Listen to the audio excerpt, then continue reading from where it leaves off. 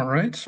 I think we can slowly start with today's Neuro Talk Evening. I think there are quite some more people who will join throughout the talk then, I reckon. Bit unfortunate that they're not here yet. However, welcome to everyone who made it here on this nice evening, at least where I am. The weather is pretty nice as well. I hope it's for you too. And today we have the 13th Neuro Talk Evening in our series, if I am counting correctly. And today we can welcome Dr. Angelika Dannert from the LMU Munich with her talk titled Modeling Neurodegenerative Diseases with Human Stem Cells, from iPSC neurons to 3D brain tissue models. A few words about our presenter. So Dr. Dannert currently is working at the lab of Professor Dominique Paquet at the LMU Munich, where she also completed her bachelor's and master's studies in molecular medicine, followed by her PhD as part of the Graduate School for Systemic Neurosciences. But aside from her work at Munich, she's also been a visiting researcher at Stanford and has also been at the University of Amsterdam. As you may have been able to tell from the title of her talk, her research focus is on induced pluripotent stem cells in disease modeling. And just yesterday, she has published a new study where the title you can find here. I think you can look that study up now and read her newest work. Yes.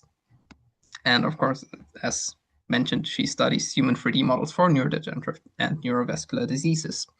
Also, which is, I believe, a very notable mention, is that she just last year won the German Thesis Award for the best thesis in the area of natural and technological sciences for specifically this work she's doing, and which we will be hearing more about today, which I personally am very excited about. To Tübingen and Göttingen for my bachelor and master studies, just in case somebody has questions about this. Just in case any of you has questions about these study programs. Yeah, I cannot tell much about Munich. Okay, I was very sorry. Then I was misinformed on that end. My bad. But I think, yeah, the price is still impressive. So I think you still deserve credit for that very much. Yes, and now to get on the topic, I can't or won't talk much about the topic itself because I am not an expert in that area and I'm very excited to learn more about it. But in general, so will be focused around the research on dementia, which I think you're all aware that given even with decades over decades of research in that field from the various disciplines, there's still a disease that is understood poorly and that we can not really treat, as you probably all know. And now today's talk might give us a new insight on how stem cells might change this and how we could improve treatment to this new line of research. Yes, and with that, I will directly give over to you, Dr. Dannert. Yes, the stage is yours. Okay, perfect. So let me share my slides. Perfect.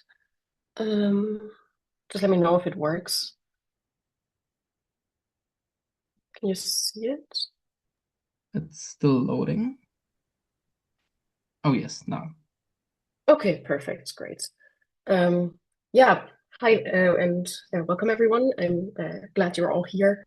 I have a bit of a cold, so I hope my voice won't like completely break during me talking. But yeah, so let's get started. As introduced already, I will talk about modeling neurodegenerative diseases with human stem cells, and specifically neurodegenerative diseases pose quite a big challenge for our society. So I wanted just to give you an impression of how big this challenge actually is. So at the moment, 1.8 million people in Germany, as a reference, live with dementia. And this number is predicted to increase over the next 25 years to 2.7 million. And this is not a German phenomenon, this is a worldwide phenomenon just because of, or at least Western phenomenon, because of our aging societies. So this is really becoming a bigger problem in the future. And just here are some numbers. It's a challenge on a societal level as well. So this is just the estimated costs that are estimated. Again, I just use Germany as a reference. And in addition to this societal problem and this impact on our healthcare system, it's of course also a really great personal suffering associated with it, not only for the patients, but also for caregivers and uh, uh, the relatives of these people. I wanted to briefly start with what dementia actually is. And I think the thing that everyone immediately associates with dementia is just the memory loss that is most well known. But actually, it's an entire group of symptoms that are associated with these diseases. So, in addition, people can have confusion, they have difficulties communicating or comprehending things. Also, depending on the form of dementia you have, mood changes can be quite prevalent. Another classical one is disorientation, and also something that is quite a big problem is the impaired judgment, which also leads to dangerous situations quite often for these patients. And just to illustrate what it actually means for your brain to have dementia, I really like this test. Essentially, this is a part of, for example, the mini mental state exam, where you try to test how severe the dementia is of a patient in front of you. And the task seems quite simple. So it's just draw a clock showing the time 11:10. And you get points based on how well you can still draw a clock. And like these, I think, are very similar to what most of us draw, although this test in the future will be more challenging because not everybody can draw an analog clock anymore, I heard. But yeah, so you get points if your clock looks like a clock. Like, for example, you have the hands, you have a circular arrangement of numbers and things like that. And I find it actually very fascinating or difficult to imagine even that at some point people really cannot fathom anymore what a clock actually looks like. Yeah, and I think this really illustrates like how profound symptoms are that come with this group of diseases. Yeah, so what actually happens to the brain during dementia? Like, why do we have these symptoms? I find this image just very impressive. It's just actually that we lose neurons in our brain. So the brain just shrinks. There's a lot more dead space in between. And what is also common in a lot of so dementia in itself is a symptom, but interestingly, the cause for a lot of these neurodegenerative diseases, so the cause for dementia is aggregation of different proteins. So depending on the protein that does aggregate, you do get a different type of dementia. So most well-known type of dementia, I think, is probably Alzheimer's disease. It's also the most prevalent one. And here we have very classical aggregation of amyloid beta and tau. There's also another group of diseases where tau is aggregating. These are termed frontotemporal dementia. There's also other types of frontotemporal dementia down here where it's not tau aggregating, but just different proteins. Also TDP-43 is a very famous one. And then, of course, we have Parkinson's disease, where it's alpha-synuclein aggregating. So it's really, there's this entire plethora of neurodegenerative diseases where it's just neurons eventually dying, and this causes the symptoms of dementia. And the ones I want to be talking about today are these tau-related dementias. So in particular, Alzheimer's disease and FTLD tau.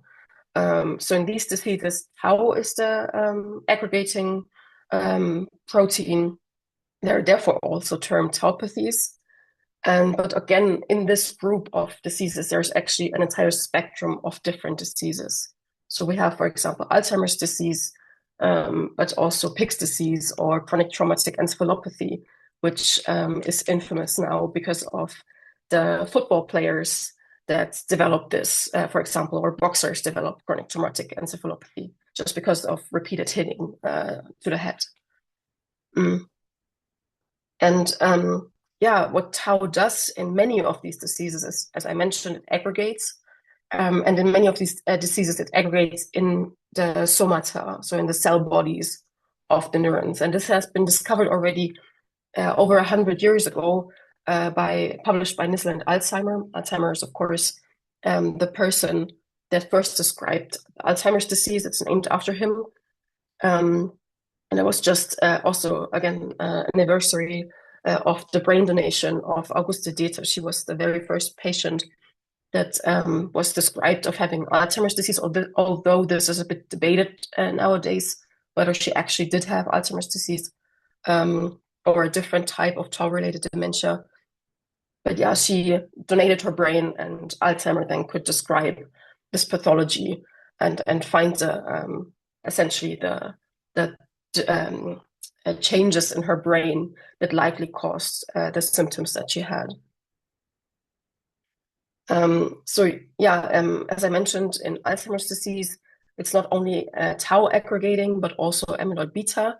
So, and there's a timely correlation between these pathologies. So there's a very early phase actually where we first have only aggregation of A beta, and then only later on we have the aggregation of these tau tangles. There's the amyloid cascade hypothesis that states that amyloid triggers the aggregation of these tau tangles through mechanisms that are not fully understood yet. And only after that, we start having these cognitive problems. And you can see also the symptom onset is really decades after the start of the disease, which also makes it very, very difficult to treat and to detect. Yes, but yeah, there is this close correlation between, or at least timely correlation, and also spatial correlation between formation of tau tangles and these cognitive problems. And the reason for that is that tau deposits seem to, or the presence of tau pathology, for the very least, seems to lead to the death of neurons. So the normal function of tau in the brain is that it stabilizes the cytoskeleton, and specifically the microtubule cytoskeleton. And in disease, tau then aggregates, it dissociates from these microtubules. And because of that, these microtubules are less stable, they disintegrate, and that causes the neurons to die, so they cannot function anymore once these microtubules are gone. And this then leads to this brain atrophy that we can observe then in the brains of these patients. And as I mentioned, I just want to highlight how complex and how much is actually behind the simple term of dementia, because also, again, the group of diseases where this seems to be the underlying mechanism is quite extensive. So it's really a large group of diseases that are currently very, very difficult to treat, and where we don't have really mechanistic treatment available. But common to a lot of these diseases are different hallmarks. In specific, that's tau hypophosphorylation and misfolding of tau. Then there's this very famous aggregation of tau into these neurofibrillary tangles that I mentioned already. And eventually, of course, the neurodegeneration. And the difficult thing about all of these diseases is, as I mentioned, that we are very scarce on treatment options. So this is, sorry. Should have turned my microphone off for coughing. I'm sorry if your ears are hurting now. So in the past decades, there were a lot of studies investigating different drugs for dementia. And as you can see here, really the vast majority of these studies have failed. So around 2% have been successful only. And the question, of course, is why is it so difficult to develop these dementia drugs? And just a short glimpse into these successful 2% that have been around in the media quite a lot recently. So this is again from the German newspapers, but the drugs that have been successful are actually not very convincing so far. So there's a lot of potential in these drugs, but at the moment the clinical effects are very weak. They're only suitable for a small amount of the Alzheimer's patients. They need to be administered very early on. And there's quite some substantial side effects that need to be managed. And also the management of these side effects is quite expensive. So at the moment, it's still very difficult. It's a huge success that we have these antibodies, like these therapeutic antibodies available now, but they're not the silver bullet that everybody was hoping for. So there's still really quite a lot of work to be done. And the question, of course, is why is the clinical success rate in these patients so low? And one of the potential reasons is that most of the research so far has been done in animal models. And these animal models, mostly mice, they're just not humans. Their brain functions differently.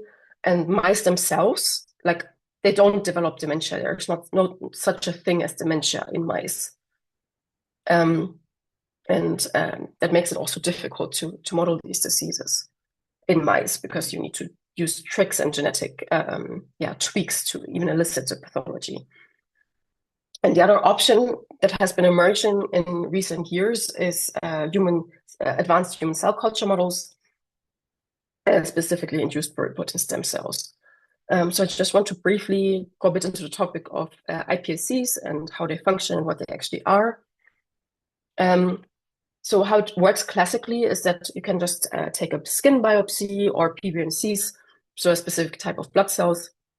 You can isolate them, for example, from healthy controls, and then you do reprogramming of these isolated cells into induced pluripotent stem cells. And for this reprogramming step, the Nobel Prize was actually awarded in 2012, which is a very cool study. I really like this paper. It's this paper here from 2007, so it was also very, very quick that Shinya Yamanaka received the Nobel Prize for this. And the title of the paper is Induction of Pluripotent Stem Cells from Adult Human Fibroblasts by Defined Factors.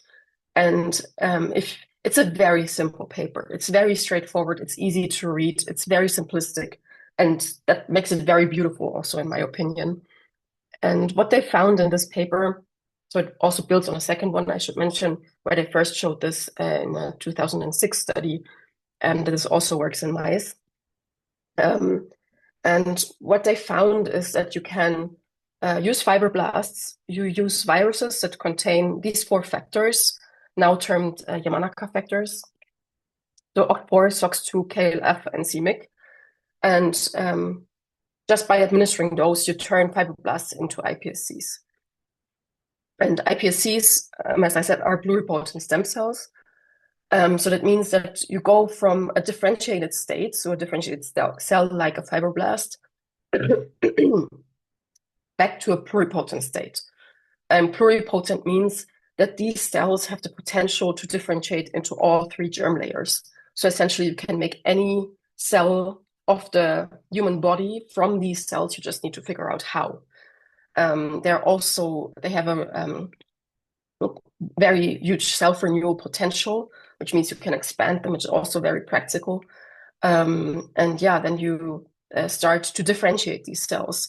And you can start with a fibroblast and then go to a pluripotent cell and differentiate it into any type of cell that you want, essentially. So that's what the past 2 decades people have been doing. They try to find protocols and methods how to generate different cell types from these induced pluripotent stem cells. And very famously and very broadly used now are really neuronal precursor cells to make different types of brain cells, but also cardiomyocytes, hematopoietic cells, islet cells. And you can name it. Most of these cell types we can do by now in general. And by now, it's more the idea of getting specific types of neuronal cells.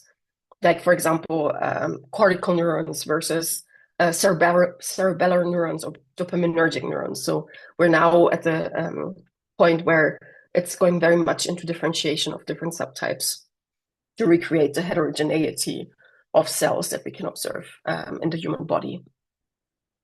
So problem solved, right? So we have now these human cell cultures, we can make neurons, and then we have our dementia model, question mark. So unfortunately, it turned out not to be that easy. Because inherently also these cultures, even if you modify them and you induce genetic drivers of dementia, these cultures do not develop tau aggregation, and they also do not show neuronal death.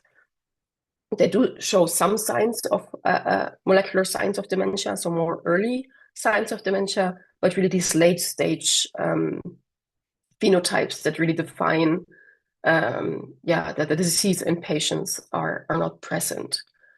And I want to quickly explain one of the reasons for that, that we hypothesized was one of the reasons. So this will be a bit of a deep dive into molecular tau biology. So tau is alternatively spliced. That means that we have the genomic locus, so in the genome, in the DNA, we have the locus, which is called MAPT, that encodes the protein tau. And there's all these different exons that together make up the DNA that produces tau. And interspersed, of course, we have the introns, and there's a lot of mutations that genetically drive tauopathies. I will just then start over here. Tau is alternatively spliced. Just need to rearrange again here. Alright. A lot of the genetic mutations that drive tauopathies are clustered here around this exon 10. So, as I said, this is the genomic locus of the tau protein. This is the DNA that encodes the protein tau. These are the exons that make up eventually the mRNA and then also the protein itself. And a lot of the mutations that drive tauopathy are clustered within and around exon 10. So I just highlighted them here. And exon 10 is a very special exon in tau biology because it's actually alternatively spliced.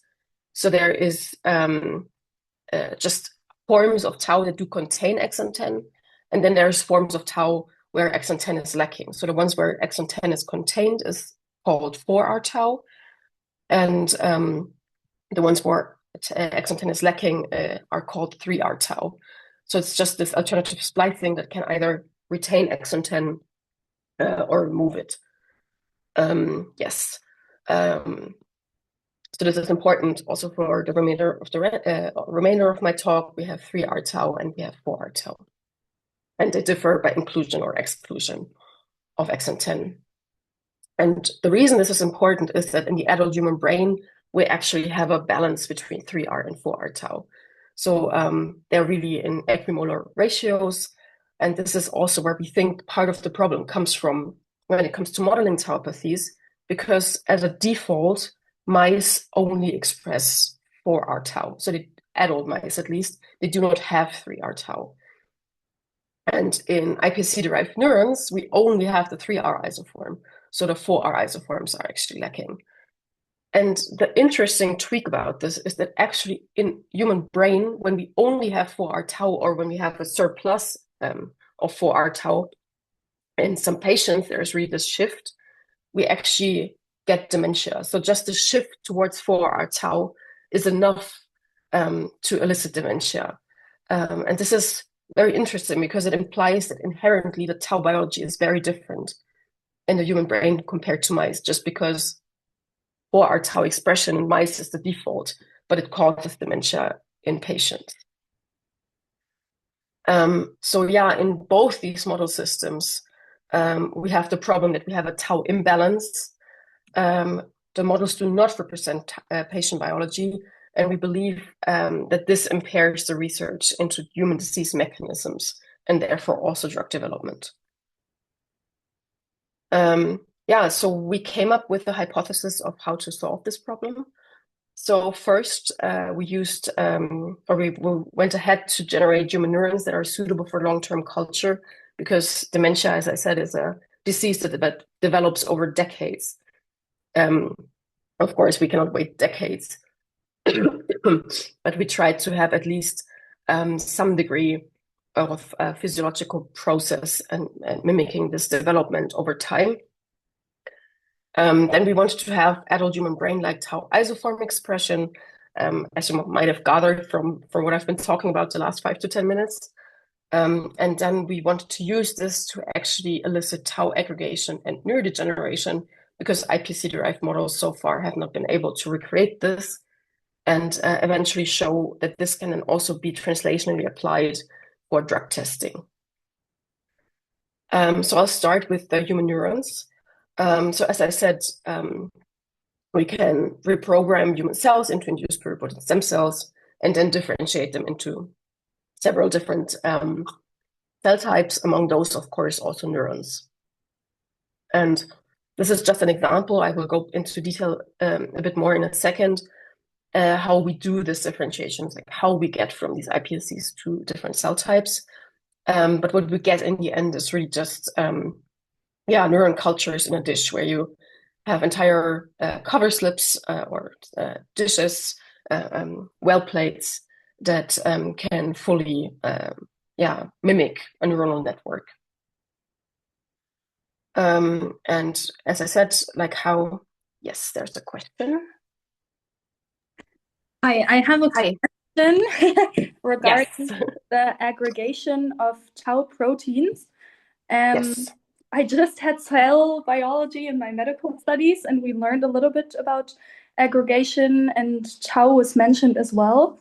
And I was wondering if maybe like the chaperone proteins also play a role, because chaperones are, you know this, are the proteins that protect aggregation and are supposed to protect proteins from misfolding and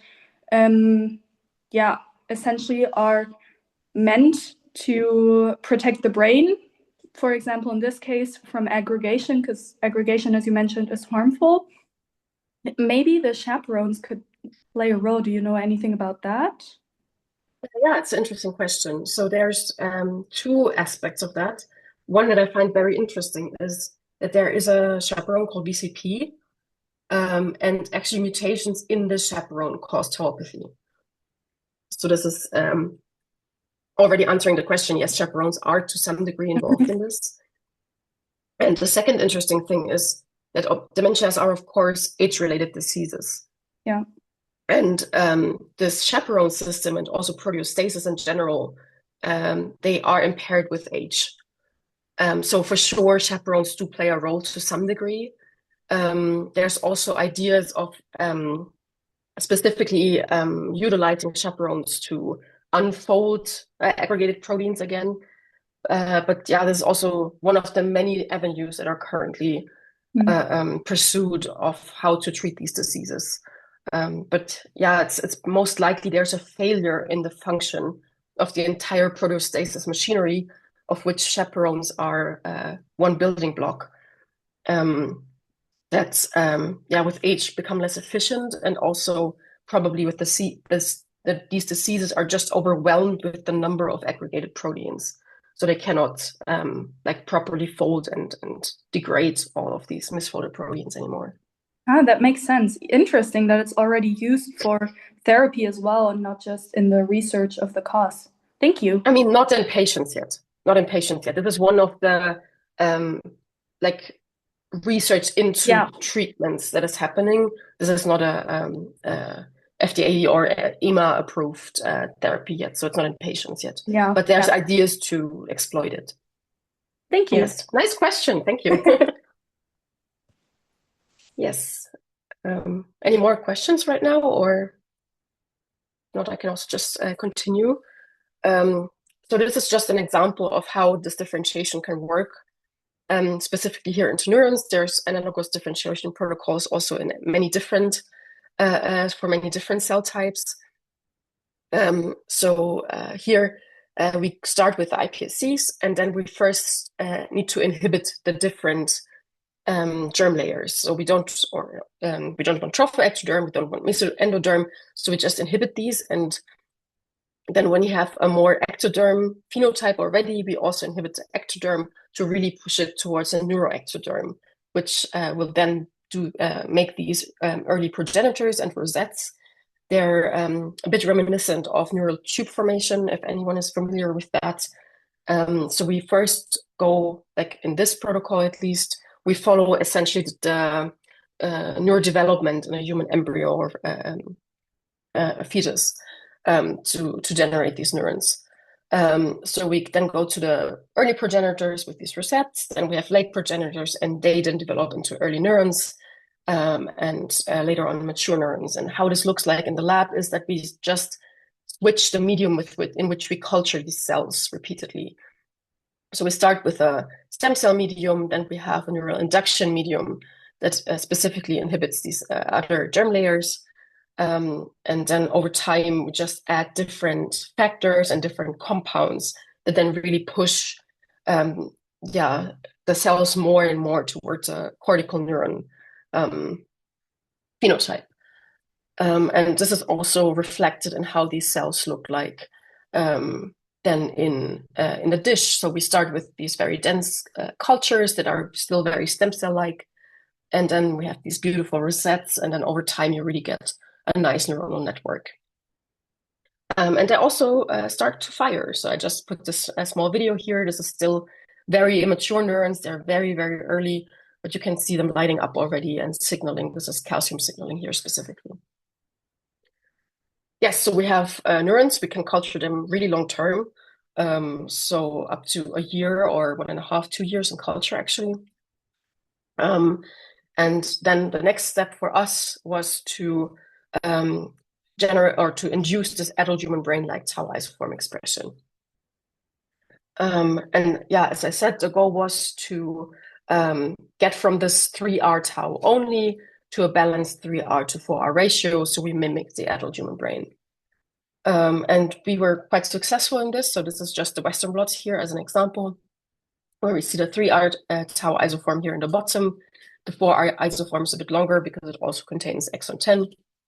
And just to give this a bit more scientific credibility, we can also show this here using immunofluorescence. We can do this, really repeatedly. It's very nice to see, this ratio, which actually comes very, very close to 1-to-1 in our cultures. So we were successful in reproducing this balanced 3R to 4R isoform ratio like we have in the adult human brain. Now we need pathology, right? Because we want to have a dementia model. So what we did is into these 3R, 4R neurons, we then wanted to add patient mutations. So what you classically do is you just have iPSCs with patient mutations, and from those you can then do dementia neurons with these dementia mutations. And one option to get these iPSCs with patient mutations is, of course, you take the fibroblasts from a patient. What we did instead, and also what the field has moved to already in the past years, that instead we use CRISPR genome editing to insert these patient mutations in cells derived from healthy controls. And the reason for that is that they are now what is called isogenic, which is very important because these iPSCs are identical except for the patient mutation. So when you take iPSCs from person A that is healthy, and you take iPSCs with patient mutation from person B, they are very different in many regards, except for this mutation. So when you observe certain phenotypes later on, you don't know whether they derive from other genetic alterations, whether they're just more vulnerable to dementia, or whether they actually have a completely different disease or something that causes differences in their neuron populations. So just to have this much more controlled, and also to reduce the numbers of samples that we need, the field has now shifted to these isogenic controls, meaning this also works the other way around, by the way. So you can start with a patient line and just correct the mutation that you know of to a healthy control line, essentially. So the field has now really moved to using these isogenic controls, employing CRISPR editing. Also, this got a Nobel Prize a bit more recently. And I will talk a bit about how this CRISPR editing works in a second. But essentially what we did is that we took our iPSCs, we changed, in addition to the 3R to 4R ratio, we essentially just changed 2 base pairs and used this to drive dementia phenotypes in these neurons. And the mutations we chose are called P31L and S320F. I will also come back to those in a second. So these P31L and S320F mutations are known to promote tau aggregation. So essentially, there have been publications beforehand already where they showed like this is just mutations that are prevalent in patients. These are also P31L specifically is one of these mutations that is located in exon 10. And when you combine them, suddenly you get aggregation. So this green staining here, this immunofluorescence staining, this green staining here just indicates aggregation of tau in a very simple hex cell model. So this is very artificial. This has nothing to do with brain cells. But it's just a way to show that when you combine these two mutations in tau, while individually there's not much difference, but you combine them and there's suddenly a lot of tau aggregation.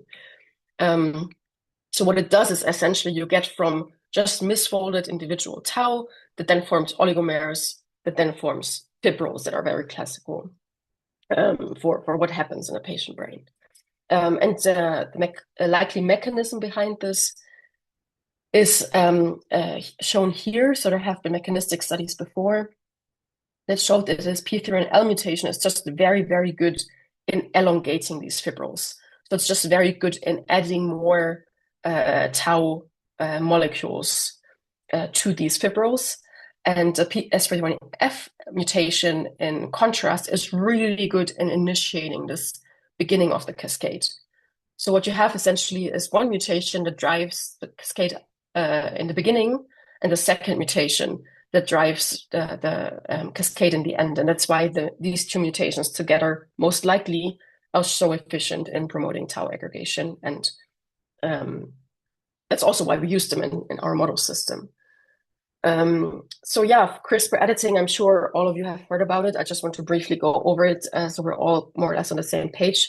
So CRISPR editing is just a tool to edit the genome of cells. It also works in vivo by now.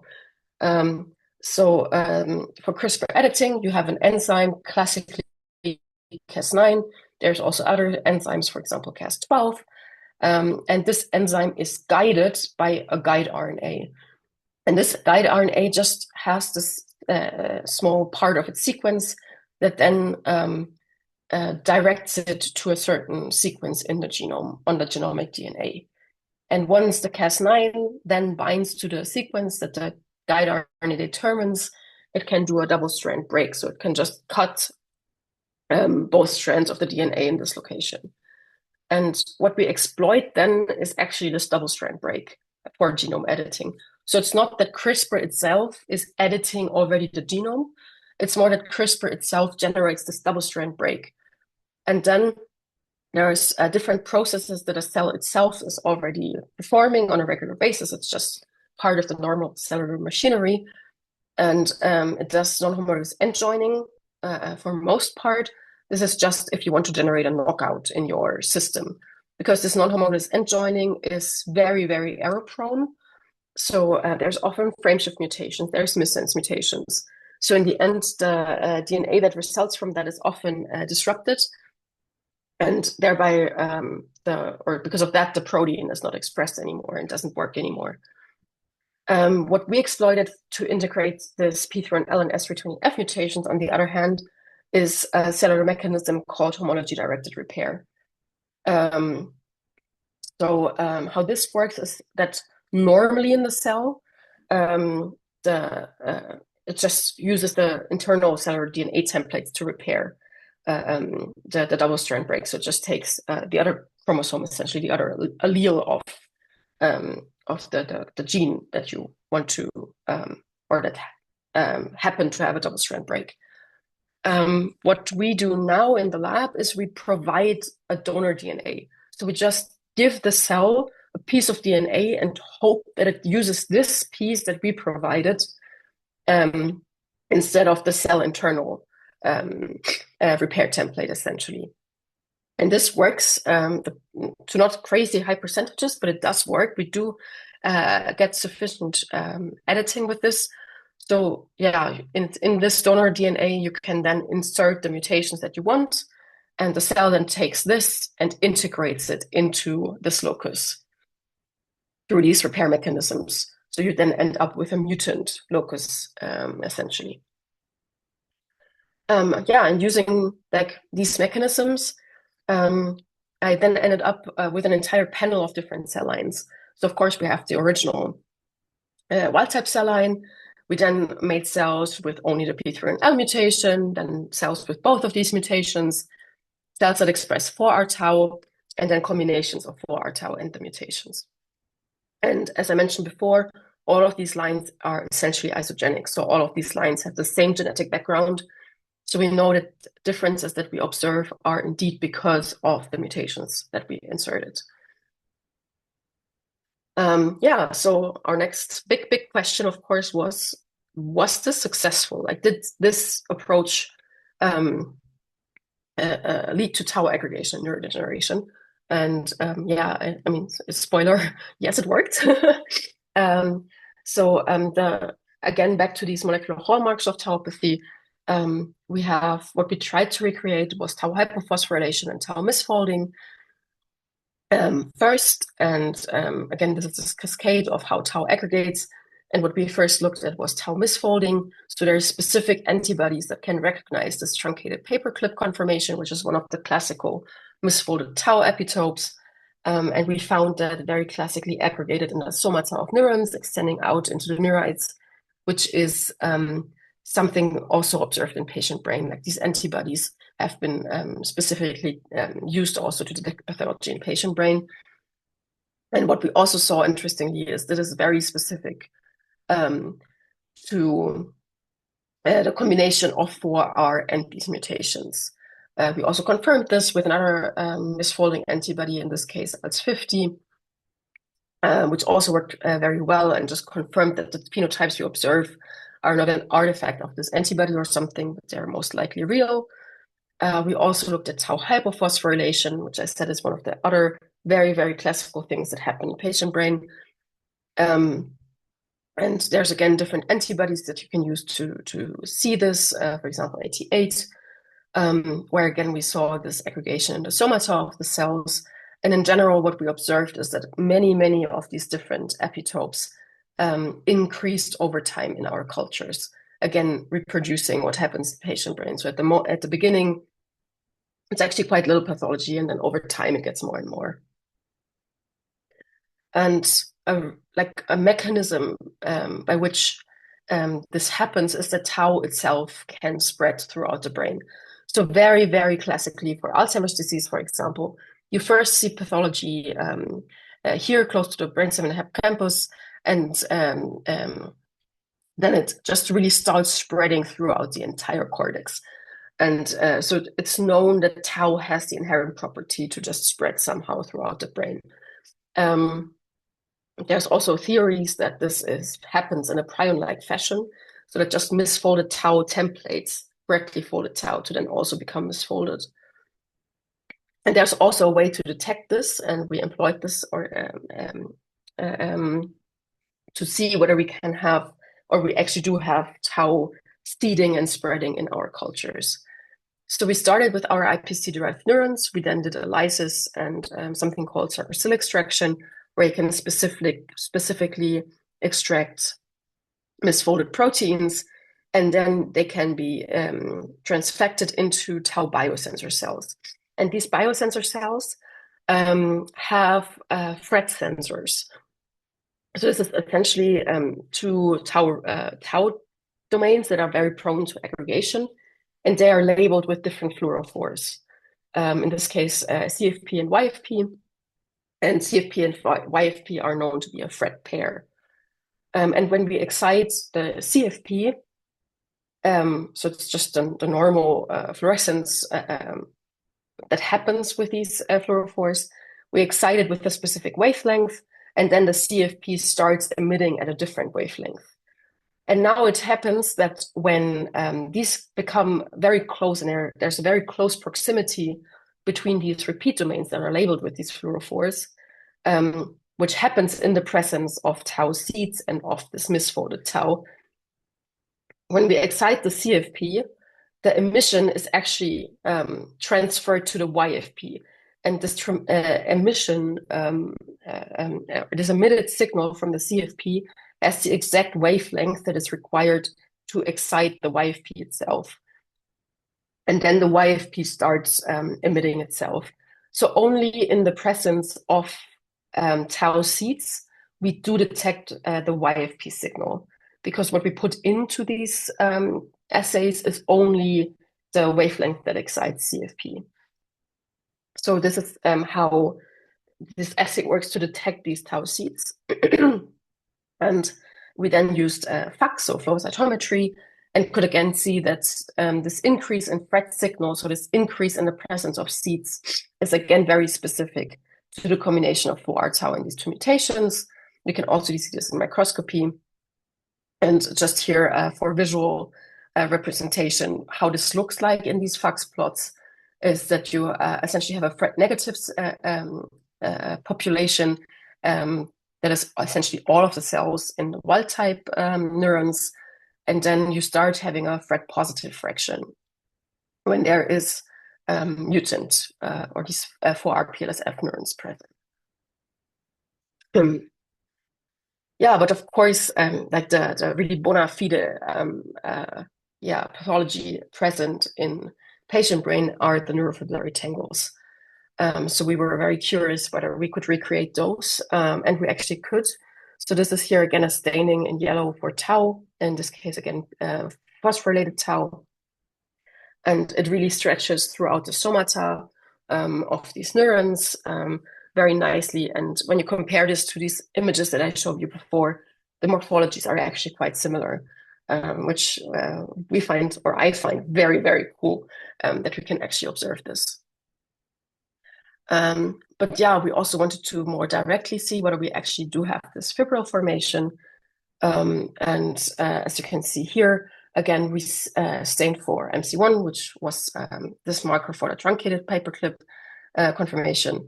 And this nicely co-localizes again in the somata of these neurons with X34, for example, which is a marker for these fibrils. And we then also used electron microscopy to show that we actually do get fibrillar structures. And when staining with immunogold, that is coupled to an anti-tau antibody, this antibody actually bound also to these tau fibrils. So we could confirm that we actually do have fibril-like structures in our neurons that seem to be tau. And before I talk about the neurodegeneration aspect, I want to briefly talk about a different cell line that we generated, which is a cell line that expresses not this balanced 3R to 4R ratio, but instead only expresses 4R tau. So that has a 100% 4R PLSF line. And this is how it looks like then in a Western blot. So we have here in the wild type cells only 3R tau. We then have 3R and 4R tau in this balanced situation. And then in this new cell line, we only get the 4R tau expression. This is what it looks like when we quantify it. So we really go from this balance to a completely shifted ratio. And if you remember from earlier, this is really a means for us to accelerate these phenotypes further, because an increase in 4R tau itself is known to already cause dementia. So that's why we were interested in this and also wanted to employ it in our system. And already from this first image, probably you can see that suddenly this pathology was very abundant. So it still takes some time to develop, but a lot more neurons are affected, also stronger affected. And this is just for comparison here.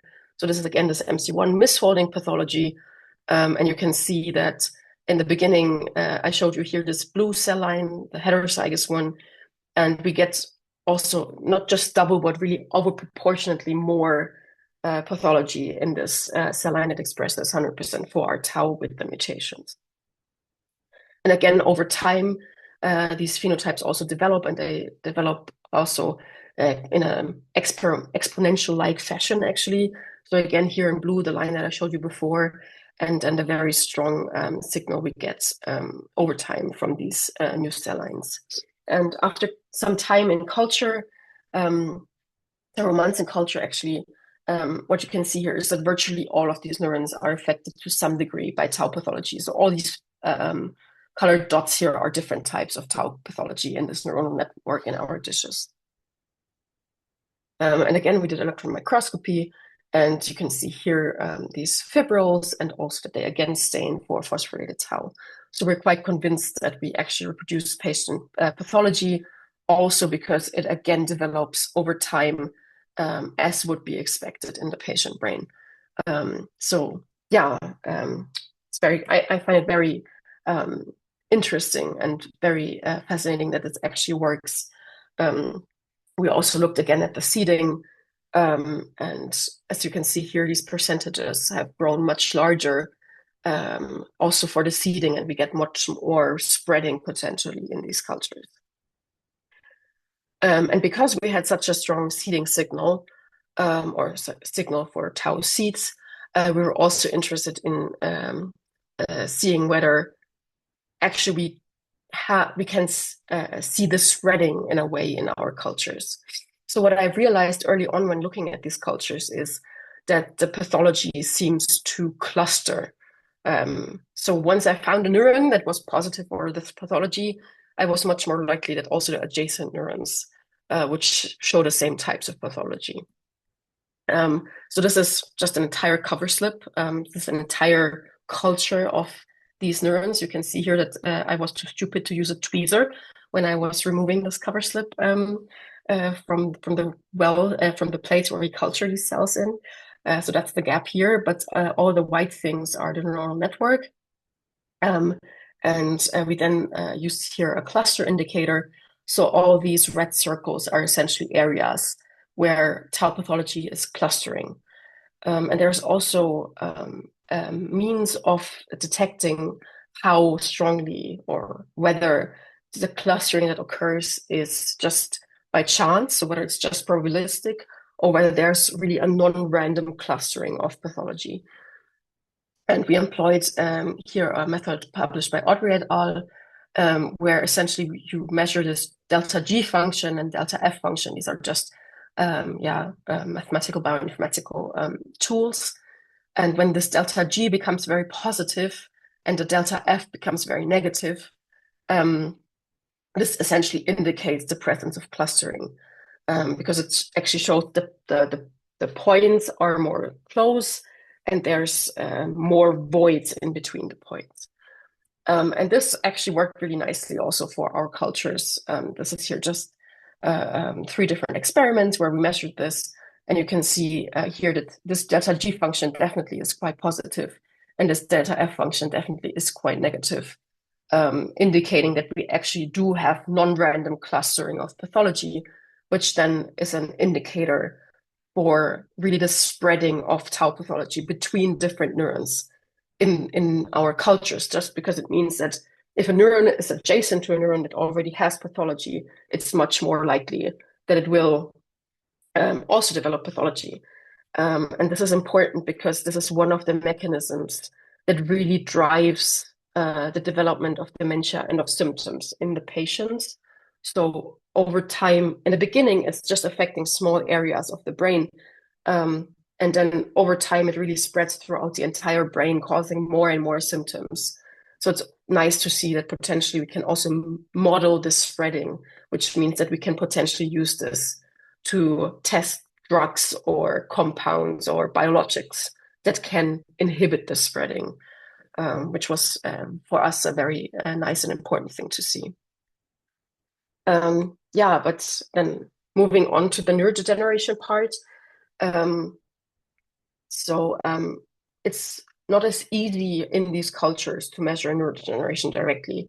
It's easier in mouse brain. For example, you can just observe structures in the mouse brain, and you know how they're supposed to look like because it's structurally organized, and that makes it easier to then observe neurodegeneration when these structures start to be lacking. But because in our cultures this process happens over such extended periods of time, it's very difficult to just follow certain neurons and see, oh, this neuron died. So what we did instead is to have an early proxy for neurodegeneration. We counted the number of synapses, which is usually something that precedes also neurodegeneration. And as you can see already from this image here, we have the wild type cells, and we then also have the mutant cells. And when quantifying this, there's actually a reduced number of synapses, which indicates early stages of neurodegeneration, where there's some degree of reduction in the heterozygous line and a stronger reduction in the lines that express 100% for tau. We also did look a bit at the generation of neurons directly, because when I looked at these cultures longer under the microscope, I actually found the presence of ghost tangle-like structures, which is also something very prevalent in patient brains. And this essentially means that we have structures that show the pathology, but the neuron is gone. So we only see this like wrong misfolded tau, these aggregates of tau, but there's no cell nucleus, there is no neuronal markers anymore. And when counting these structures, also with different nuclear markers, it's actually around 10% after 6 months of these cells that seem to be just the remnants of once was a neuron. So there is, to some degree, neurodegeneration happening. What we don't know yet is whether these neurons die because of the tau pathology. This is still something to be evaluated. But yeah, the main question for us also was whether we can use the system now to develop drugs, because this is the question or the problem with which we set out in the beginning. So we looked into the translational applicability of our model system for drug testing. What we did is, again, targeting this cascade, we used a compound that's called Angle 138B, and this compound is currently in clinical testing as a disaggregating compound. So it's not a chaperone, as we discussed earlier, but it's a compound that somehow prevents really this aggregation and entanglement of mainly the oligomer stage. And so we treated our cultures directly with this compound, and then after 3.5 months, analyzed them using this biosensor assay. So this FRET assay, where the hex cells start glowing once we have tau seeds present. And we also, again, looked at MC1 staining. And in both cases, so both for this FACS-based readout, this seeding and spreading readout, as well as for this misfolding readout, we could actually see that we can modulate this phenotype, which was very reassuring for us, because this means that in principle, the pathology can be modulated, which is proof that it can in principle be used to screen for drugs. Because it could have been, for example, that you create a very artificial, far too strong phenotype that then cannot be targeted anymore. So we're very happy about this.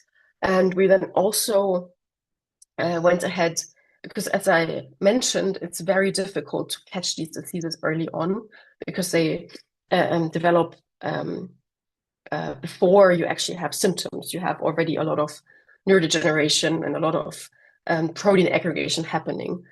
So there's a lot of development of biomarkers, and especially PET biomarkers. So PET is just a special type of CT scan where you use radioactively labeled tracers that will then enrich, in our case, in brain regions where the target for this tracer is present. So for example, if you look for tau aggregates, this tracer will bind to tau aggregates, and you then can do the CT scan and specifically detect areas with enriched tau PET tracer. What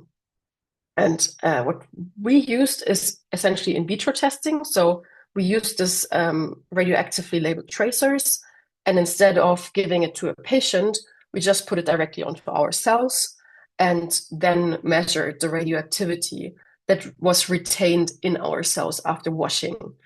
And we did this in the wild type cells and also in the mutant cells. And we found that the tracer specifically binds to our mutant neurons, or at least to a much higher degree to the mutant neurons than it does to wild type. And this is again already also a time-dependent process, which we think is also really nice to see again that it's really mimicking the process in patients. And this is also very reassuring that this is actually a system where we can test these tracers in the future to also make this biomarker development more easy or support this. So yeah, we were successful with this part. And I hope I could show you, and I hope it was clear in how I explained it, that this 4R tau expression and the tau mutation synergistically elicit advanced tau pathology in iPSC-derived neurons, so that we could really create this model system that we can now hopefully use in the future to support drug development efforts. Yeah, but as I said, what we did was in cell culture, and this is very different from a human brain. So there's also more advanced iPS model systems, which we are also, like what I just showed you, we're also now moving to a 3D model system. But I wanted to just give a brief overview what is actually available using iPSC-derived neurons in mimicking the human brain. And this is just a timeline of iPSC or pluripotent cells used for disease or for organ modeling in general. And the interesting part, I think, is this corner up here, where there are several different methods used to actually use these iPSCs in a more tissue-like context. So the most well-known and the most broadly used are organoids, where essentially you just have tiny, tiny pieces that mimic some tissue architecture of a specific organ. Then there's assembloids, where you just take two different types of organoids and you can fuse them to make a bit more complex systems, because most of the human organs are very, very complex. It's never just one type of tissue or one type of cell or structure in an organ. It's always an interplay between different structures in these organs. So these assembloids are a first step towards getting this organ complexity into these models. And another thing that is a bit more widely used now is in vivo organoids. So you can transplant these organoids also into, for example, the mouse brain to observe their interaction in an entire organism and see how they behave there. So just a bit more in detail of what it actually means to have these different types of model systems in for neuroscience, for brain tissue models. So what I've been talking about mainly until now is these 2D cultures of specifically neurons. We can also differentiate iPSCs into astrocytes and microglia, the two other main cell types in the human brain. And we can also co-culture all these types of cells in 2D. Another way to do this is to have organ-on-a-chip preparations. So organ-on-a-chip is just that you have a scaffold, essentially, in which you can place these different types of cells. This is also very popular, for example, for vascularization, for skin mimics, where you have a more structured layering of different types of cells, for example. Then there's a generation of unguided organoids, where you just take cells and you really start with iPSCs. You put them in a ball, and then you can give some factors, or not even that many factors, and they will just inherently then develop into neuronal organoids, where just by themselves they will differentiate in a ball into something that is resembling human brain tissue. This can also happen with more guidance. This means with adding more of these chemical compounds that I talked about when I showed this neuron differentiation protocol. So what you essentially do is just, you're like, okay, I want to have a cerebral cortex organoid. I need to add these factors that it becomes more of a cerebral type.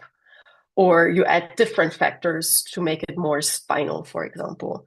And then very recently, this is also something pioneered by Pascha, who's one of the authors of this review paper, generation of these assembloids that I just briefly mentioned, where you then start here integrating different regions of the brain to also have these longer types of connections. And again, this can be transplanted and also into mouse brain. Sorry. Yeah, and I just wanted to briefly introduce one of the possible approaches how we in our lab do these 3D cultures. So because I have only been using neurons in what I showed you previously, but you can actually combine also neurons, microglia, and astrocytes into 3D cultures.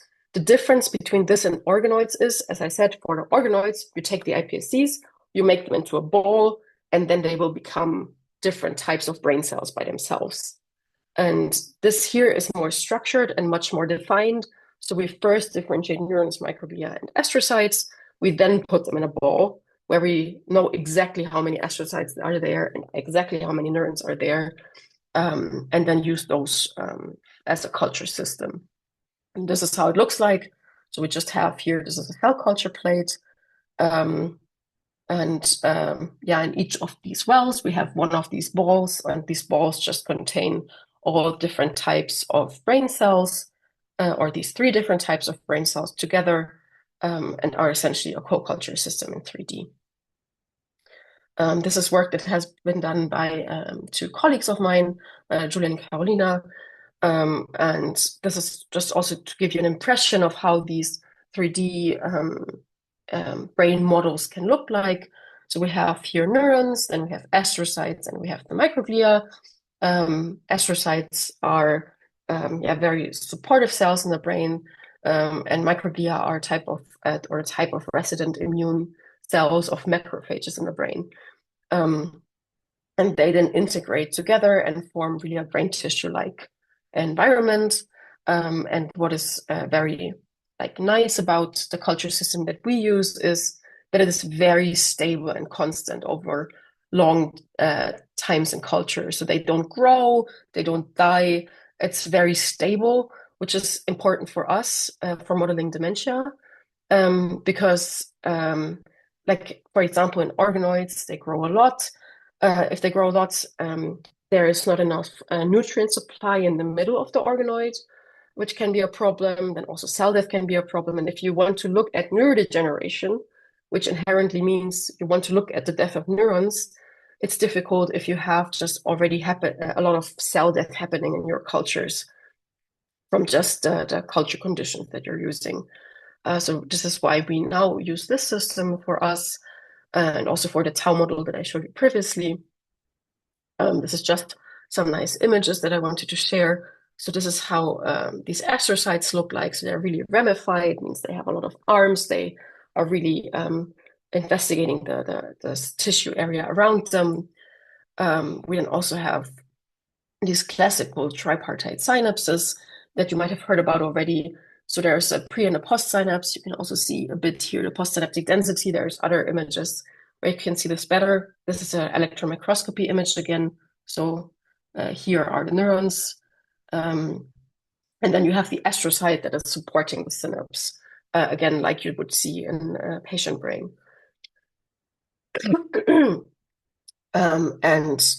Just because I also saw that some of the questions you already submitted were whether these microglia are actually functional, what they do here, so we put a laser injury here. So this is in one of our brain cultures, and then we shoot a laser essentially just into the culture, which causes debris and cell death in this area. And the job of the microglia in the brain is to then target this debris and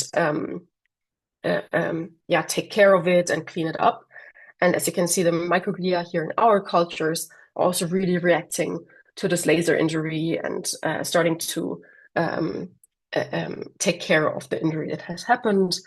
They are also, the morphology is very similar to that in the patient brain. So they are very ramified. They are tiling and surveying the surrounding tissue parts. They also mature over time, which is a very important aspect. And they also show immunological patterns as you would expect. So they react to immune stimuli, here as an example, in the way with upregulation of certain genes as you would expect them to be. So these microglia are functional, which is very important when it comes to modeling dementia and especially Alzheimer's disease, because it's very clear from the recent years that microglia specifically play a major role also in disease pathogenesis for Alzheimer's disease. So this is also something we looked into. So we used soluble A beta. We put this into like our brain cultures, and then saw formation of plaque-like structures. So something again that recreates the pathology as we observe it in patient brain. In this case, just for A beta and not for tau. And then you could show that this is just when you compare here the two blue graphs, you can see that the microglia, or over time already, these cultures reduce the amount of A beta deposits in these cultures. And what you see here as ADU is aducanumab. This is one of the antibodies that has recently been approved for treatment of Alzheimer's disease. And you can see that also in our cultures, we can treat them with this antibody. And this antibody exerts the same effect, essentially, as it does in the human brain, or as it should in the human brain. So it reduces the amount of A beta. And you can also see here, these are microglia, and the yellow dots are the A beta. And when you treat them with aducanumab, these microglia are very, very happy and just eating up the A beta that is floating around in our cultures, which again is exactly what they do in the patient brain. And just as a short glimpse on what else you can do with iPSC models, because I want to talk a bit more also about the 3D aspects, is we can also model the blood-brain barrier. So again, we can just use human iPSCs. In this case, we did some gene editing for a different locus, so FOXF2. This is, in general, the system is very versatile. So instead of using mutations for tau, you can just use mutations for here a locus that is a risk factor for stroke, or you can use genetic risk factors for Parkinson's disease, for example. You then again differentiate these cells into the cell type of interest, so the cell type that is relevant for the disease that you're looking at. And then here we did a 3D blood-brain barrier model. So this is essentially just the vessel structures that are inside the brain, guarding, or very specifically guarding the entry of proteins and cells from the peripheral blood system into the brain. And this is what this looks like in these chips. So we very fast actually get vessel-like structures. You can see here that they really form a network. There's all the different cell types there that are also present in the human brain. So this here is an astrocyte that contacts the vessel. There's again here in pink the vessel and smooth muscle cells and pericytes, so just supporting cells for the blood-brain barrier. And yeah, it's really a pretty cool network. They have a lumen, you can perfuse them with blood essentially. So yeah, you can, like this entire concept of iPSC modeling is definitely not restricted to dementia or Alzheimer's disease, but there's many applications for these technologies. And here is an example. As I said, we used it to look into a stroke model, more specifically a small vessel disease. And what we did here is that we have these 2D neuron cultures, and they actually are a phenocopy of the mouse model. So that means that the phenotypes and the disease signatures that can be reproduced in a mouse can in the same way also be reproduced in these iPSC-derived cells, which is for the one hand very cool because you could potentially reduce the use of animal models and do pre-screening and be more efficient also with high throughput screening in these iPSC-derived neuron models. And on the other hand, it also means that you have a more human environment in which you can look at these factors, because it might well be that there's just interactions that you cannot capture in a mouse that are relevant for your specific disease that you're investigating.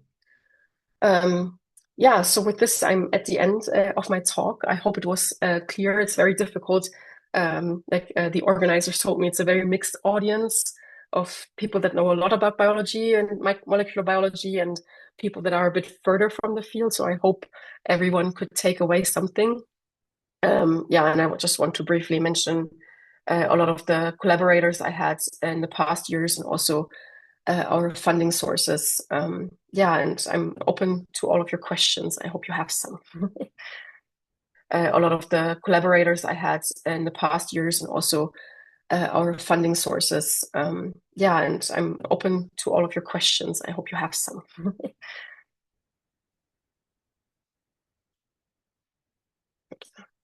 I'll just go back, maybe. Or let's wait for questions and then I go back to the slides that are relevant for that. Yes, there's a question already. Yes. Yeah. So good evening, and thank you very much for a very nice talk. It's really interesting. And my question is whether the mutant neurons differentiate from the wild types in other aspects besides the tau expression. So, for example, like in their morphology or in the expression of like cytoskeleton markers. I can explain a bit where the question comes from. So I work by myself with a cell culture from the of the retinal pigment epithelium cells, Mhm. and even though I do not work with iPSC derived cells, but with other cell line from a donor, but we have cells with a genetic knockdown, and we observed and confirmed that they vary from the wild type in the actin expression or in vimentin expression and so on. And my question is whether the mutant neurons also do this. Yeah, so we checked using bulk RNA sequencing first that at least the differentiation is not affected. So we get this in the same way neurons as we like in the mutant ones as we do in the wild type ones. There is like we do have some hints also that the cytoskeleton is in fact affected. I can just quickly see whether I have the slide actually included. No, I don't think so. My Zoom is really weird today. Sorry. No, so what we see is that the microtubules are different, which is the part of the cytoskeleton that tau is involved with. And what the microtubules actually do, which is also something we know from patient brain already, and which I think is very, very scary, they poke into the nucleus.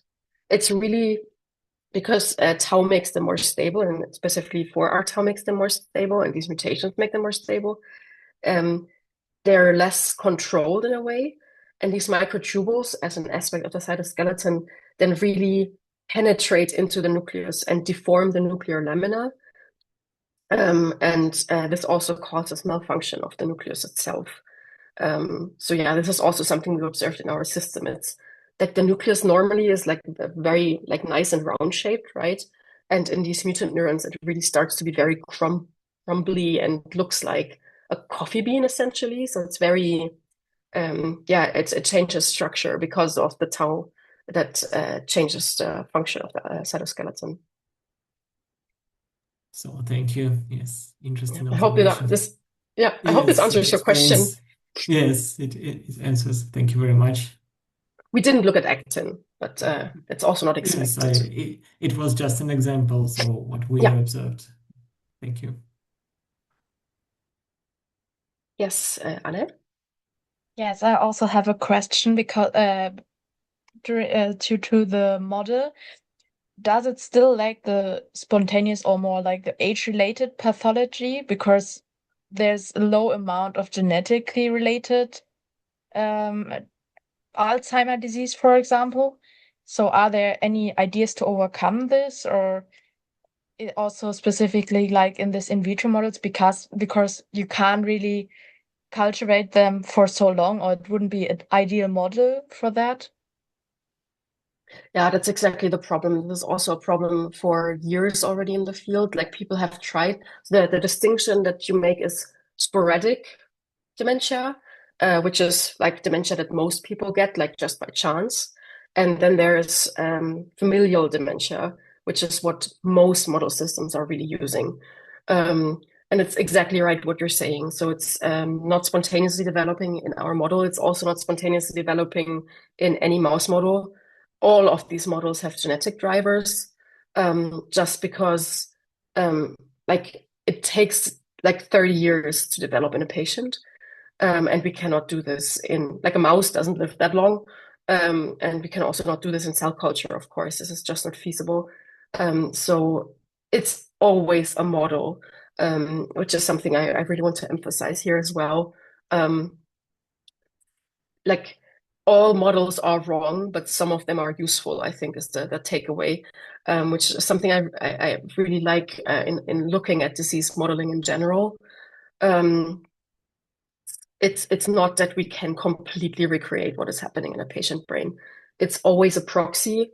We just hope that it complements other system, and it just builds to like this huge puzzle with different model systems with which we try to approach and have a proxy for what is actually happening in the patient brain. Because this is really a big problem of neuroscientific research. Like the brain itself is one of the most difficult accessible human tissues or organs in general. Like you can take a bit of, like you can look at the skin, right? It works. You can look at the eyes and things like that, but or you can do an colonoscopy, but like just looking into the brain and looking what is happening there is just bit more difficult. I mean, it works with EEG and all these things, of course, but I mean, also PET, but molecular looking at these things. Yeah, there have been, so like, sorry, if I'm talking too much, but so for these sporadic diseases, the problem is also that they likely are caused by genetic factors, like just not monogenetic, but like just a genetic background of a person. But this is not enough. Like this genetic background needs to come together with certain environmental factors to actually cause dementia in these sporadic forms of the disease. And this is also something that's very, very difficult to model in a laboratory, because how, like, there is smoking, there is not doing enough sports, there is aging and all these things that need to be there. Like I'm not saying that if you don't do sports you get dementia, but like all these other factors that need to come together to cause dementia in cases where it's not inherited. So yeah, that makes it just very difficult to model sporadic diseases. But there are ideas of how to do this. They just haven't really worked out yet, unfortunately. Also because you need much, much bigger controls then, because you cannot just like, you would need like 20 IPS lines of healthy people, and then 20 IPS lines at least of, which is still feasible, right? But of people that develop sporadic dementia, and then you can still probably not see really phenotypes. So one of the big challenges. Yeah, really nice question. I hope I answered it. Yes, thank you. Yes. Yes, first of all, thank you very much for the talk. And as a person who's a bit farther away from molecular biology, I still could follow along pretty nicely. I think I got most of it, so Okay. it was really nice. Perfect. I was wondering a bit about the future potential of the general methodology of like iPSC and 3D models.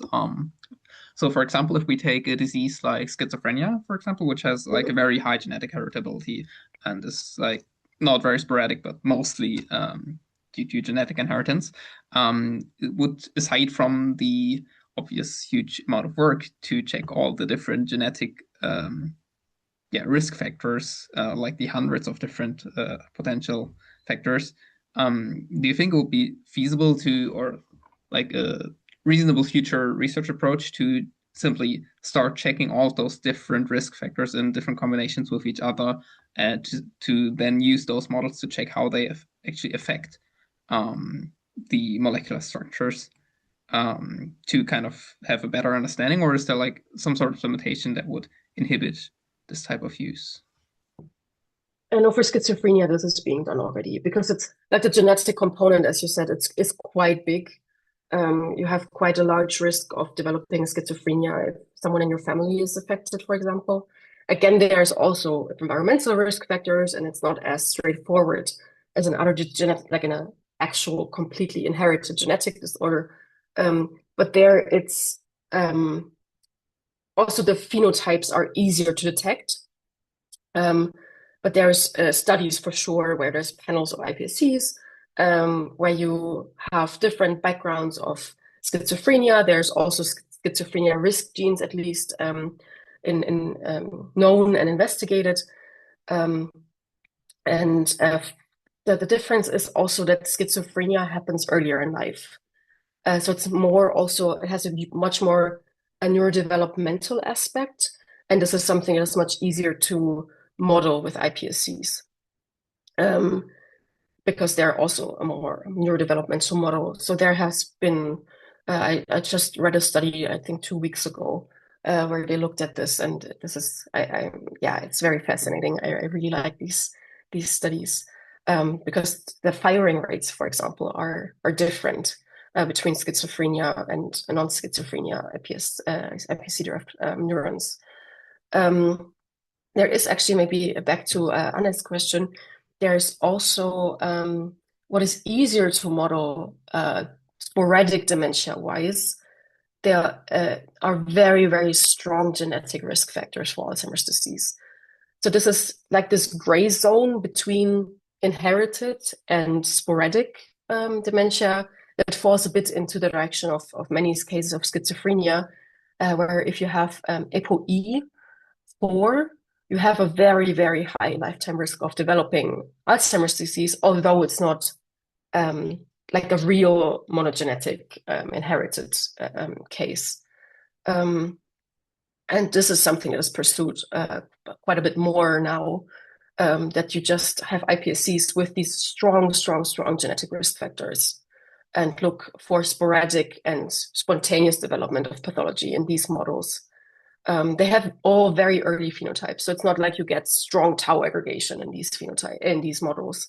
It's more that you get like subtle changes, mainly in the transcriptome, for example, or you combine these strong genetic risk factors with actual mutations, and then look how the interplay is there and what the potential mechanisms are, how this genetic risk factor drives the pathology in the end. Yeah. So this is at least a tweak how you can do sporadic disease modeling. Thank you.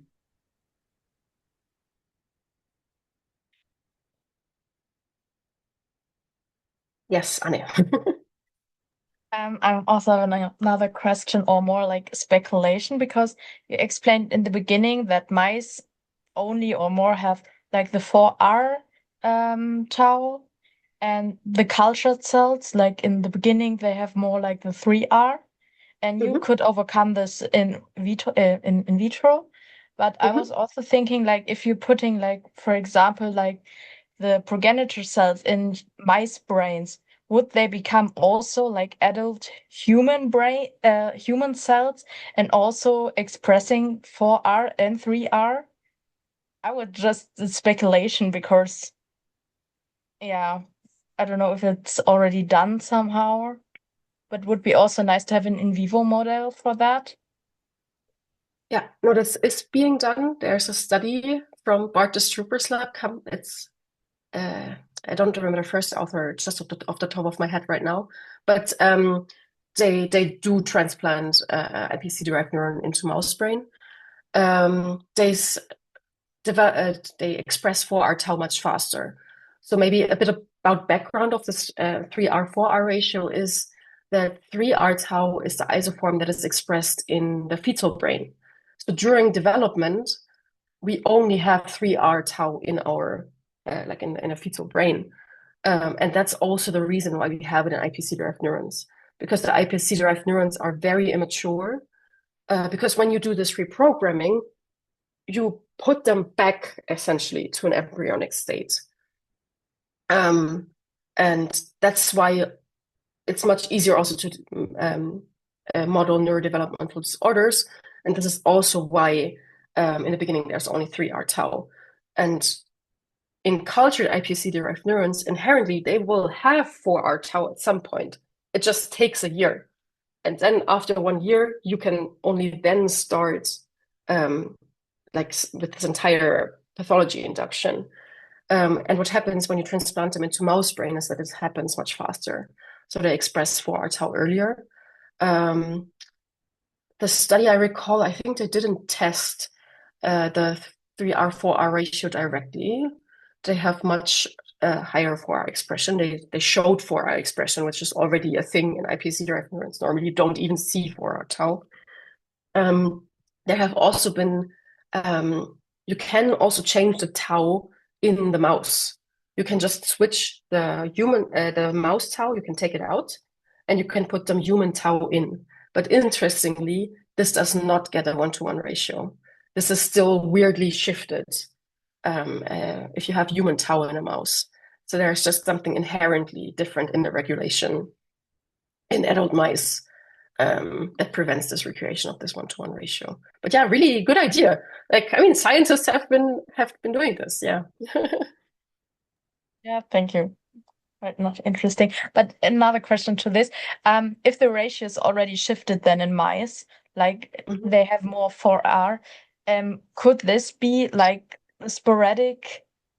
Or will it appear like sporadic pathology? Because as we heard before, like if you're having a very shifted or imbalance in this ratio, then it appears more often that there are tau aggregates or something like that. No, it also doesn't work, unfortunately. Like by itself, it still doesn't develop pathology. Also, when you put the human neurons into the mice, just because these mice, like this is something really cool actually, is that in these studies where they transplanted human neurons into mouse brains, and then they induced neurodegeneration, or they induced dementia and these diseases. And the neurons that were dying were only the human neurons, and the mouse neurons were resistant.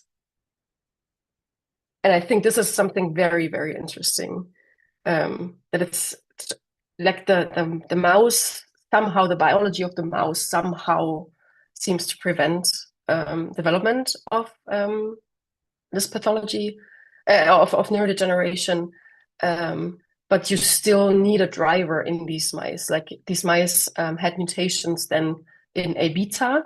So they were having a lot of these A beta plaques. And only then and I think also tau mutations in addition, if I recall correctly. And only then the human neurons started dying. So you still really need to push the system to observe these phenotypes. Okay, thanks.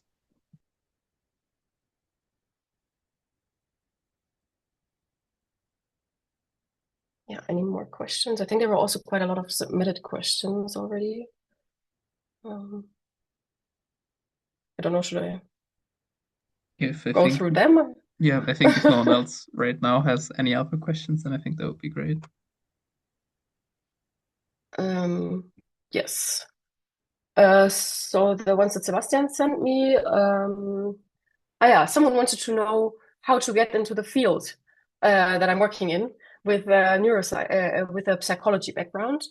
And the advice I can give is get cell culture experience, because you will spend a lot of your time in cell culture. Like using iPSCs is just very, cell culture heavy. So you need to enjoy that, and it's very helpful to have also, because iPS cell culture is also a bit more challenging. So it's also good to have other cell culture experience beforehand. So with hex cells, with I don't know, bacteria or something, to at least know what you're getting into. Yes, I will take the shorter questions first, and then I can take some of the longer ones. Yeah, Yes, there's another question. Yeah, so like I can just read out these questions, I guess. If I'm a master's student looking to dive into the field of 3D tissue modeling right now, what is the one specific wet lab technique or computational skill you would highly recommend learning first? Also for this question, learn cell culture. Then the question was how easy it would be to tweak the system to other related neurodegenerative conditions like Lewy body dementia or Parkinson's disease. And the answer for this is, as we have discussed just now already, it's quite easy. You just use a different mutation.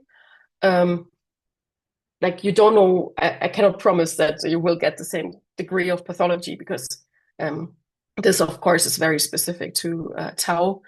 But yeah, it's definitely possible, and people are doing this to do this for other types of diseases. Also in our lab, we do this for a lot of different types of diseases. Yeah, and then there are a lot of questions also about the ethical implications of these models. Yes, so maybe I'll just take this one. So it says, as these 3D brain models become more complex and are eventually integrated with other somatic systems, where does the field draw the ethical line regarding their development, especially if we begin observing complex coordinated neuronal oscillations? Some questions could also be asked regarding the uprising field of neural assembloids. At what point are living organized cells considered as a self-aware being, and haven't we already crossed that line a while ago? This is, of course, a big question. I can very clearly say that we did not cross this line yet, for sure not. For the simple reason that I think and also like, I mean, this is a big philosophical question, but I think the consensus, at least to in most of the field, I'm not a philosopher or ethicist or anything, but you need some degree of self-awareness and embodiment you need some degree of embodiment and like body ownership and a sense of agency. And you or like the field, and also I am of the strong opinion that you cannot have this without senses, like without sensual input, like without vision or any feedback about your environment. I don't think you can have a sense of self-awareness. This comes also a bit to this debate about abortions in the US, where some Republicans said like the definition of a being is that it has a genetically distinct composition from the mother or something. I think at the stage we're at the moment, it's more like a tumor tissue. Like you have a piece of tissue that has some structure, that has some cell types with different functions. There might even be vasculature in some of these model systems, but it's much more in this realm of tumor or growth thing. And I think we all agree that a tumor doesn't have self-awareness in this sense. It's still an important question, and I think it's definitely a question to be aware of in the future. Also with these assembloids, they still don't have senses. They still, even when they interact, there are some studies where they now start interacting with the environment, but this is to such a rudimentary degree that any robot is more advanced in sense of self than these cell clusters are, in my opinion, and in the opinion of many people in the field. But yeah, I think I know people are working on this. But a very, very big question for this, and also for the field of AI and robotics and all these things, is we need a definition of self-awareness. Like what is self-awareness? What is consciousness? I think this is still very much missing. So yeah, but people are working on this. It's a more pressing issue, I think, in other fields than in fields of iPSC-derived neurons at the moment. But yeah, curious what the future holds. yeah, I mean, also if any of you still have questions, just interrupt me. I also don't know whether I'm reading questions of people that are here. Yeah, there was a question about the immunocompetence of microglia. I think I showed some data about this. Yeah, so they do react like similar to the patient brain. They do show reaction to inflammatory stimuli. And then there were some questions of how we can integrate or whether there are plans to have more of a brain-body perspective to also look at the gut-brain axis or the kidney-brain axis and things like that. I think this is really still in the future. There's still much work to be done to, I mean, we're not constructing entire organisms, and this is also not something that will be happening soon to get the entire, also because this is much more complex. Like there was a question of, like there's known clearance of these aggregating enzymes from the kidney, but it's not like you can just put a piece of kidney tissue and then you put a piece of brain tissue and then it will talk to each other and exert the same function as in the body. It's very difficult that they even mix, that they even do form cell-cell contacts and not separate completely. And there's also like entire systemic processes happening that at the moment cannot be modeled using iPSCs. So it's really, very far in the future. Vasculature is a different topic. So there was also the question about integrating vasculature. This is a very, very active field of research, integrating vasculature in all of these organoid models. It's easier for some, like kidney, for example, it's much easier to integrate vasculature or in the liver than for brain cells, just because of the different germ layers. This is definitely being done just because it also will improve the health and the nutrient supply in any of these organoids. Because also something that I think still keeps it from being like extremely complex and to the degree of being self-aware, there's no vasculature, there's no nutrient supply in these brain organoids at the moment. And there's very first steps in this direction. This is realistic, I think, that in the next, and this is also very important for dementia research to look at this interplay between the brain parenchyma and blood vessels. Yes, and there was one more question that was a bit long. Considering the phenomenon of cognitive resilience observed in a nun study, where abundant pathology doesn't always correlate with clinical cognitive decline, how can we use iPSC-derived 3D models to investigate the cellular mechanisms of this reserve? How does it explain this contradiction? Maybe I just answer this part first. So essentially in this nun study, was a study performed in a large population of nuns. And I think it's called religious order study or something. So what I found is that in people that, there was people that just died from old age, and they had very profound A beta pathology already in their brains, but they didn't show cognitive symptoms, essentially. There were also follow-up studies looking at this in a more longitudinal fashion, but essentially it's like it raised the question of how closely the molecular phenotype is correlated with the cognitive impairment and the actual symptoms of dementia. And the thing, the question was like how to explain this contradiction and whether we can look at this in 3D models. It's not actually a contradiction, in my opinion, and in most people's opinion, because it's cognitive reserve. So it's just other neurons can take over the function of neurons that have died. So it's not you lose these 10 neurons, like you lose the 10 neurons that, as an example, that are responsible for the movement in your pinky. And when these 10 neurons are gone, you will never be able to move your pinky again. It's more that other parts of the brain, I mean, I'm using a very simplified picture here, of course, but other parts of the brain can take over this function. And this is more known as like the cognitive reserve, where also people with higher education actually show less dementia symptoms, also just because they have more backup, essentially, that can take over functions.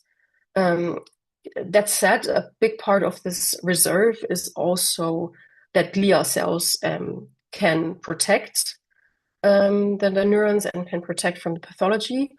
And I think this is what this question is getting at. If this person is here, they can maybe clarify.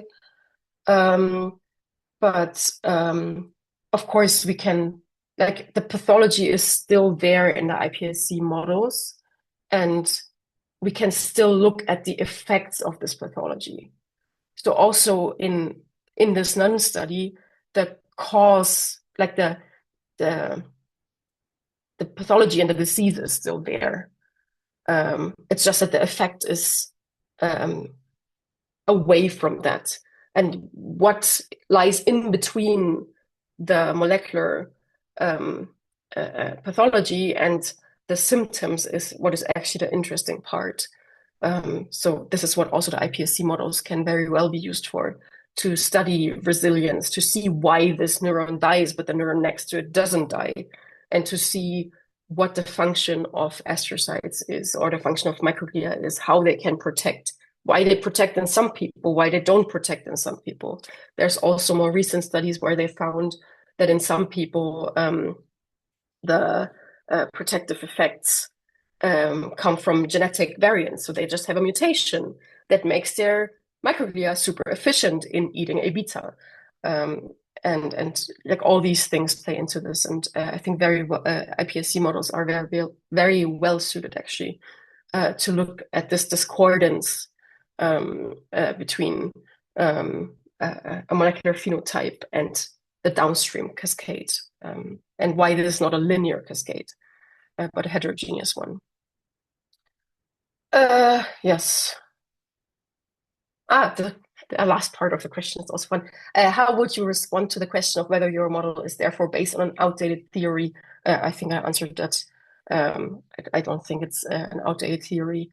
I think it's a tool that is very well suited also to look into many of these aspects. Although not all of them, as I said, like none of these models is perfect. Yeah, I hope that's all the questions. I don't know whether I missed one. I don't think so. To be honest, Yeah. I did not read all of them previously, but I think you. Me neither. I just got a list and I went through the list from shortest question to longest question. Oh, okay. No, but I think it's totally fine. I think if anyone has some other remaining pressing questions from the people that are here, then maybe now would be the final time to speak up and voice those questions. I'm also like, if you have questions, just email me. Like, my contact details are, I think, also on your website. I'm easily findable online. So Yeah, yes. well, okay. And when we get to that point, then I will just quickly switch to our final slides to just give a few closing words. I just need to get my screen shared again. It won't let me. That's not great. Okay, now. First of all, thank you very, very much for taking the time to give this presentation, especially considering that you're sick, and I wish you a very speedy recovery. Yeah. Sorry for my voice being weird, by the way. No, I think it was perfectly fine. I really hope this stuff didn't strain your voice too much, that you don't have negative after effects. So yeah, thank you very much for taking this time. It was very, very fascinating, especially for someone like me who's not very much into this field. So yes, I learned a lot, and I hope that the others can say the same. So yeah, for those who are still remaining in this call, so the slides and the recording of this talk, it's not certain yet if they can be shared or to what extent they can be shared. If they are shared, we will notify everyone through our regular channels, so you will notice if we upload something. And other than that, as you already mentioned, there's a lot of ways to reach you or to read more about your work. I just put all the links that we have on the slide as well here in the chat. So if you're interested in Dr. Dannert's social media or her lab's pages, yes, please check out any of those. Yes, and other than that, we can already also announce our next Neuro Talk Evening, which is on the 30th of April. So this is in 3 weeks with Professor Eva Peters about the effect of stress on the immune system. Yes, and I think that's it for today's evening. Thank you all for your attention, for being here, and thanks again for the great talk. Yeah, and I hope you all have a nice remaining evening, and see you